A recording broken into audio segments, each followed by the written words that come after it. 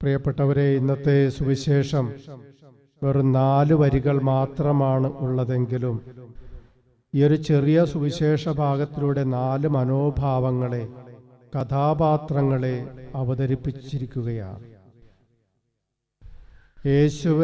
യേശു കുട്ടികളെ തലയിൽ കൈവച്ച് അനുഗ്രഹിക്കണമെന്ന് ആഗ്രഹിക്കുന്ന ഒരു മനോഭാവം, മാതാപിതാക്കളാകാം, ബന്ധുക്കളാകാം, കർത്താവിൻ്റെ അനുഗ്രഹം വേണമെന്ന് ആഗ്രഹിക്കുന്ന ആ ഒരു നല്ല മനോഭാവം.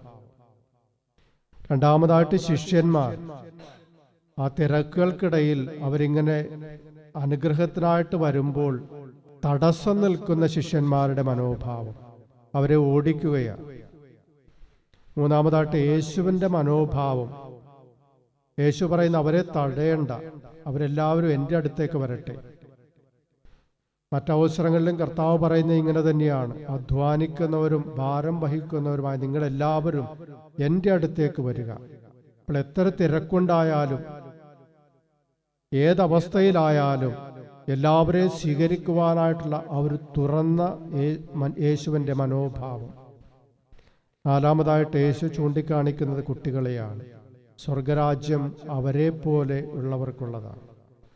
അതായത് ശിശുക്കളുടെ ആ നിഷ്കളങ്കത, അവരുടെ ആത്മാർത്ഥത, അവരുടെ ആശ്രയബോധം, അവരുടെ ആ നിഷ്കളങ്കമായ സ്നേഹം, ഇതെല്ലാം ഉണ്ടെങ്കിൽ മാത്രമേ, ആ കുട്ടികളുടെ മനോഭാവം ഉണ്ടെങ്കിൽ മാത്രമേ നമുക്കും സ്വർഗരാജ്യത്തിൽ എത്തിച്ചേരുവാൻ സാധിക്കുകയുള്ളൂ എന്ന് ഈ സുവിശേഷം നമ്മളെ ഓർമ്മിപ്പിക്കുകയാണ്.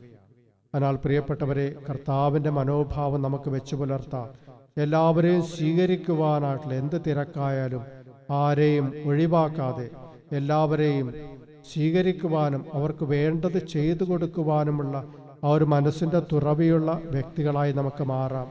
അതുപോലെ യേശുവിൻ്റെ അടുത്തേക്ക് കുട്ടികളെ കൊണ്ടുവരുന്ന ആ മാതാപിതാക്കന്മാരുടെ നല്ല മനോഭാവം നമ്മുടെ മക്കളെ, നമ്മുടെ നിയോഗങ്ങളെ, നമ്മുടെ എല്ലാ അപേക്ഷകളും കർത്താവിൻ്റെ കരങ്ങളിൽ സമർപ്പിക്കുവാനും അനുഗ്രഹം പ്രാപിക്കുവാനുമുള്ള ആ ഒരു നല്ല മനോഭാവത്തിൻ്റെ ഉടമകളായി നമുക്ക് മാറാം. അതുപോലെ ആ ശിശുക്കളെ പോലെ നിഷ്കളങ്കത, ആത്മാർത്ഥത, അതുപോലെ ആശ്രയബോധം ഉള്ള വ്യക്തികളായി തീർന്നുകൊണ്ട് സ്വർഗരാജ്യത്തിന് അവകാശികളാക്കുവാൻ നമുക്ക് ഇന്നത്തെ ദിവ്യബലിയിൽ പരിശുദ്ധ കന്യകാമറിയത്തിൻ്റെ പ്രത്യേകമായ മാധ്യസ്ഥം അപേക്ഷിച്ചുകൊണ്ട് പ്രാർത്ഥിക്കാം. സർവശക്തനായ ദൈവത്തോടും സഹോദരരെ നിങ്ങളോടും ഞാനേറ്റു പറയുന്നു, എന്തെന്നാൽ